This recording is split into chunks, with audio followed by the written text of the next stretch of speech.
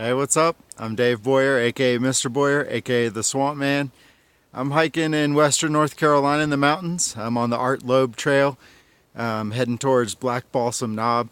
It's an early March day, pretty cold. When I left the car, it said it was about 34 degrees out. Took off on the trail, and quickly once you get in the mountains, you feel the wind. So it definitely feels colder than the 34 degrees that it is. Which is what I wanted to stop and show you. We come to the mountains to see incredible views, and there's certainly been really nice views here, and it's about to get better as I head out of the tree line and get up onto the knob behind me. Actually, I just came from there, but get up on the knob in front of me, Black Balsam Knob. It's a beautiful spot. But I wanted to stop and show you something that I've been seeing all along the trail the whole time I've been walking. Let me see if I can't show you.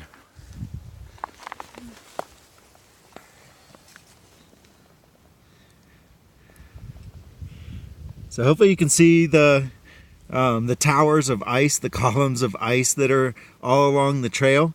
A bunch of really neat science concepts that we've talked about and will talk about apply here. So we need water in the soil for a couple of different reasons. Everybody should probably know that the plants need water.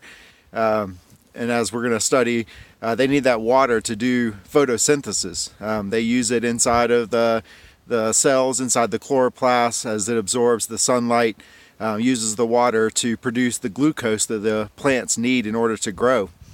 So it's important that that water stays in the soil, and the roots of the trees and plants can soak that up and send it up through the xylem tubes up to the inside the tree or plant.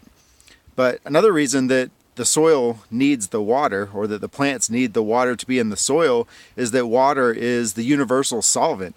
Water can dissolve more items than any other liquid that we know of. And in particular, it dissolves some of the minerals that are found in the soil. And then as the plants soak up that water, the minerals go in with it. And that's how the plants can get the minerals they need in order to be healthy and have strong cells and to grow in all those processes that keep them alive. Another concept that we've already studied about water is that water expands when it freezes. It's the only molecule we know of that as it freezes, it actually expands. Every other molecule contracts. The molecules get closer together as they cool down. And we can show you again these ice crystals that are growing up through the soil. If I can. There we go. So that water was in the soil. It's been a really wet time here in the mountains and across North Carolina. Actually historically wet this winter. We've had plenty of rain.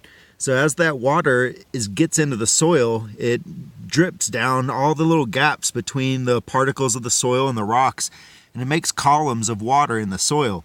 And then as that water freezes, it expands and it starts pushing up through the little the tunnels that it's inside the soil.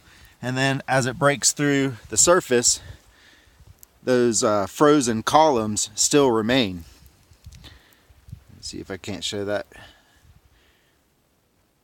So we've got all these like little tiny towers of ice that have come out of the soil, and they've come out as solid ice, and they keep getting pushed higher and higher as more and more of the water in the very top of the soil freezes and pushes these further up. It's really cool to see along the trail. I've been enjoying my hike here, and just thought I'd stop and share it with you and tell you that science rocks. Peace.